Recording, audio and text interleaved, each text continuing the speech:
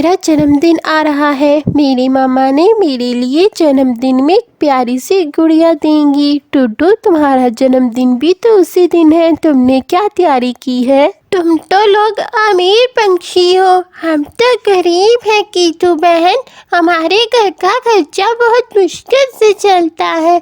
ये ख्वाहिश मेरी मम्मा कैसे पूरी करेंगी? चलो, तुम ऐसा करना, तुम मेरे घर आ जाना, मैं तुम्हें थोड़ा सा केक दे दूंगी। अच्छा चलो, अब हम चलते हैं। टूटू उसकी बात सुनकर उदास हो जाती है, मगर वो कुछ कर नहीं सकती। वो दोनों अपने अपने घर चले जाते हैं। टूटू घर आकर सारा दिन अपने जन्मदिन के बारे में सोचती रहती है। फिर रात हो जाती है। वो अपनी माँ से कहती है, माँ, मेरा जन्मदिन आने वाला है और मैं चाहती हूँ कि इस बार मेरा जन्मदिन मनाया जाए। टोनी बेटा, मैं जानती हूँ इस बार तुम्हारा जन्मदिन है, लेकिन मेरे पास पैसे नहीं है। मामा, कीटू अपने हर साल की जन्मदिन को धूमधाम से मनाती है। मैं उसके हर जन्मदिन पर घर जा जाकर थक गई हूँ। अब मैं अपनी सालगिरह धूमधाम से मनाना चाहती हूँ। टूटू, तुम मेरी प्यारी बेटी हो, तुम जिद मत करो। तुम तो समझती हो, लेकिन अभी मैं तुम्हारी इस ख्वाहिश को पूरा नहीं कर सकती। टूटू उदास होकर सो जाती है। टोनी बैठकर सोचती है, मेरी बेटी टूटू, मैं तुम्हारा जन्मदिन कैसे मनाऊं? मैं भी चाहती हूँ कि इस बार तुम्हारा जन्मदिन मैं धूमधाम से मनाऊं।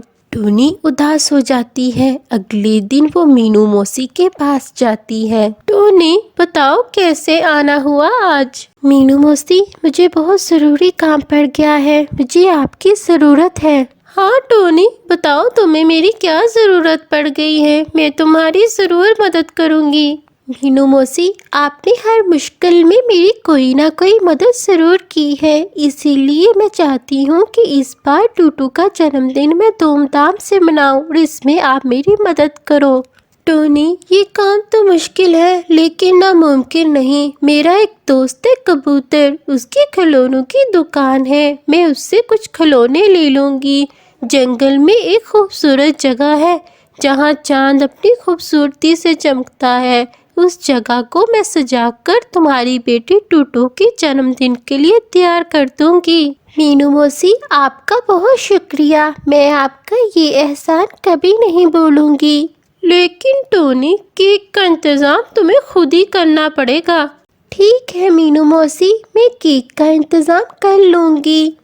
इतना बोलकर टोनी वहाँ से उड़कर आ जाती है। टोनी के पास बचा हुआ बहुत सा अनाज होता है और वो सोचती है, मैं ये थोड़ा सा अनाज बेचकर इन पैसों से टुन्नू चाचा से केक बनवा लूँगी। टोनी फिर अनाज को जंगल में बेचती है। जंगल के सब पक्षी बड़ी खुशी से अनाज लेने आते हैं। फिर टोनी के पास बहुत से पैसे जमा हो जाते हैं। फिर वो टुन्नू चाचा के पास जाती है। टुन्नू चाचा, मेरी बेटी का कल जन्मदिन है, मैं चाहती हूँ कि आप मेरी बेटी टूटू के जन्मदिन के लिए केक बनाएं। इसके बदले में आप जितने पैसे मांगेंगे मैं आपको दे दूंगी। हाँ टोनी, मैं केक बनाकर ले आऊँगा।